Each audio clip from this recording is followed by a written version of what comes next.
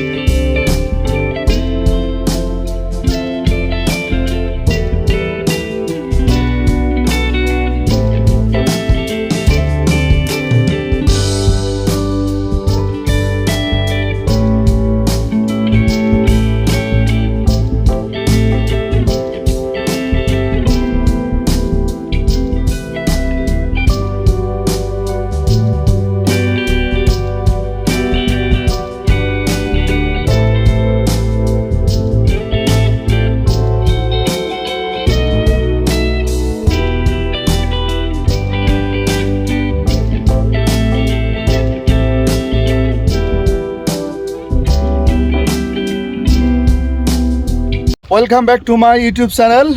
আমি সাইদ, এসেছি জাফলং জিরো পয়েন্টে এবং এখানকার নৈসর্গিক যে সৌন্দর্য এটি সুন্দরভাবে তুলে ধরব। চলে এলাম জাফলংয়ের সেই জিরো পয়েন্টে। জিরো পয়েন্টে এসেই আমার প্রাকৃতিক যে সৌন্দর্য আমার চোখের সামনে মনে হচ্ছে যেন একটা আলাদা স্বর্গ। দুই পাশের পাহাড় আর তার মাঝে উকি দিচ্ছে সেই ভারতের মেঘালয়, যেটি হলো মেঘের বাড়ি। আর দূরে পাহাড়ের গায়ে যেন গেঁথে আছে একটি পাথর, যে পাথর মনে হচ্ছে 1000 বছর ধরে আজও এইভাবে পাহাড়ের গায়ে গেঁথে আছে।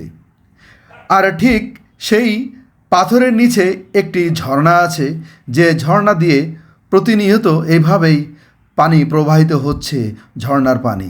দূরে দেখলাম পাহাড়ের গায়ে অনেক ঘরবাড়িগুলো ছিল অনেক স্বাধীন গড়নের, আর নিচেই পড়ে আছে বিভিন্ন পাথরের স্তূপ। এর সব কিছুই যেন মনোরম দৃশ্য। প্রকৃতি অনেক সুন্দর, প্রকৃতি তার অপরূপ বৈশিষ্ট্য যেন লালিত করে রেখেছে।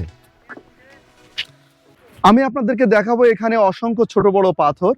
বর্ষার মৌসুমে, বৃষ্টির সময় বিশেষ করে এই যে বড় বড় পাথরগুলো ভারত থেকে ভেসে আসে এবং বাংলাদেশে এসে এই পাথরগুলো জড়ো হয়ে যেন একটা পাহাড় সৃষ্টি করেছে। আজকে দিনটা অনেক ভালো দিন আমার কাছে, কারণ দেখতে পাচ্ছি যে বর্ষার মেঘের ঘন ঘটা।